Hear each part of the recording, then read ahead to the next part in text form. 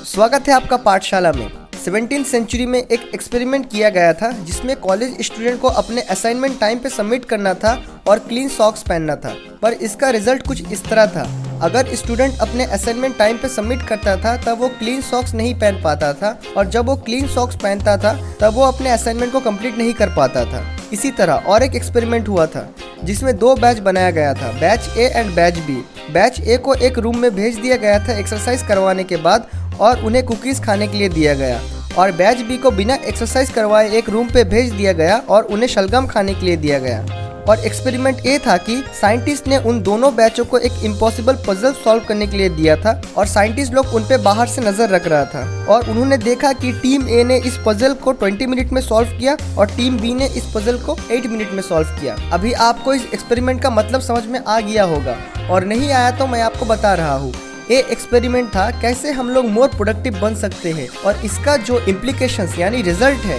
वो कुछ इस प्रकार है। पहला, you have a finite amount of will power, मतलब हमारे पास एक लिमिटेड पावर होता है काम करने के लिए, और वो धीरे धीरे खत्म होते रहता है। दूसरा, you use the same stock of will power for all task, मतलब कुछ लोग कहते हैं कि काम करने के टाइम उनके पास क्षमता होती है, पर जब वो घर आ जाते हैं तब उनके पास एक्सरसाइज करने के लिए क्षमता नहीं होता है, क्योंकि उन्होंने अपने सारे विल पावर को काम करने पे ही यूज कर लिया और उनके पास एक्सरसाइज करने के लिए बिल्कुल भी विल पावर नहीं बचा है। उसी तरह जब एक स्टूडेंट लॉन्ड्री में जाता है और अपने सॉक्स साफ करता है तब उनके पास असाइनमेंट कंप्लीट करने के लिए विल पावर बचता ही नहीं है, क्योंकि वो लोग ऑलरेडी अपने विल पावर को डेली के स्टडीज, एक्टिविटीज, स्पोर्ट्स, एवरीथिंग में यूज कर चुका है, और जो बचा कुचा है उसे भी वो लोग लॉन्ड्री में यूज कर लेते हैं। तो उनके पास बिल्कुल भी विल पावर नहीं होता है अपने असाइनमेंट को पूरा कंप्लीट करने के लिए। ये बहुत ही इंपॉर्टेंट है हमें जानना कि हकीकत में कैसे विल पावर काम करती है, और जो लोग इसे समझते हैं वो लोग बहुत ज़्यादा प्रोडक्टिव होते हैं कंपेयर टू वो लोग जो इसे नहीं समझते हैं। मतलब ऑथर का खाना उनके रूम पे डायरेक्टली डिलीवर किया जाता था, और जो लोग विल पावर को नहीं समझते हैं वो लोग कुछ इस तरह से कहेंगे, ये क्या बेवकूफ़ी है, इससे तो अच्छा है कि मैं खुद डेली खाना बना लूँ। पर पॉइंट ये है कि अगर हम खुद खाना बनाते हैं तो हम लोग अपने विल पावर को इसमें वेस्ट कर देंगे कंपेयर टू कोई अच्छे काम में या प्रोडक्टिव काम में अपने विल पावर को यूटिलाइज करना। हाँ, और ऐसे हम लोग डेली के $10 तो सेव कर लेंगे, पर हमारा प्रोडक्टिविटी डिक्रीज होने के कारण हम लोग फ्यूचर में थाउजेंड्स ऑफ डॉलर का लॉस कर देते हैं।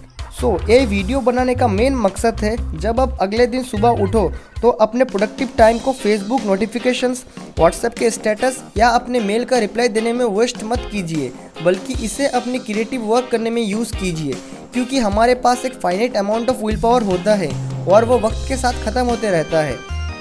आप देखो कि आपके लिए कौन से इंपॉर्टेंट काम है और उसे पहले परफेक्टली कीजिए। मैंने आपको ये सारे बातें Willpower by Roy Baumeister and John Tierney से बताई है, और आप इस बुक को पढ़ सकते हो क्योंकि इसे बाय करने का लिंक मैंने डिस्क्रिप्शन में दे दिया है। अगर आप मेरे वीडियोस को मिस नहीं करना चाहते हो तो सब्सक्राइब कीजिए और घंटी को बजा दीजिए, लाइक कीजिए इस वीडियो को, और कमेंट कीजिए कैसी लगी आपको ये वीडियो, और बताइए मुझे क्या आपको इस तरह के वीडियोस चाहिए कि नहीं, एंड शेयर करें अपने उन दोस्तों के साथ जो लोग विल पावर को वेस्ट करते हैं। And finally, good bye, take care, use your will power, thank you.